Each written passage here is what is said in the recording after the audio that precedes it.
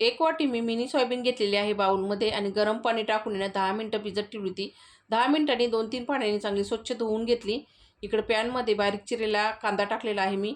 थोडंसं तेल टाकून गुलाबी रंगावर परतून घेतला. नंतर थोडेसे खडे मसाले टाकून ते पण परतून घेतले.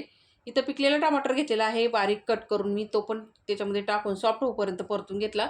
नंतर इथं अद्रक आणि लसूण घेतलेला आहे, ते पण मिक्स करून वाटण थंड करून थोडंसं पाण्याचा वापर करून मिक्सरला बारीक असं फिरवून घेतलेलं आहे मी.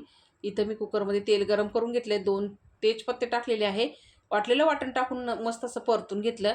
घरगुती मसाला, लाल काश्मीरी मिरची पावडर, धना पावडर, गरम मसाला, हळद आणि चिकन मसाला टाकलेला आहे. मस्त तेल सेपरेट होईपर्यंत मसाला परतून घेतला. स्वच्छ धुवून घेतलेली मिनी सोयाबीन त्याच्यामध्ये टाकून घेतली आणि परतून घेतली. चवीपुरतं मीठ, बारीक चिरलेली कोथिंबीर टाकली, मस्त अशी परतून घेतली. 2 ग्लास गरम पाणी टाकलं. झाकण लावून ना 2 शिट्ट्या काढून घेतल्या आणि तयार झाली मंडळी. तर झणझणीत आपली मिनी सोयाबीनची ग्रेव्ही. एकदा नक्की ट्राय करा. धन्यवाद.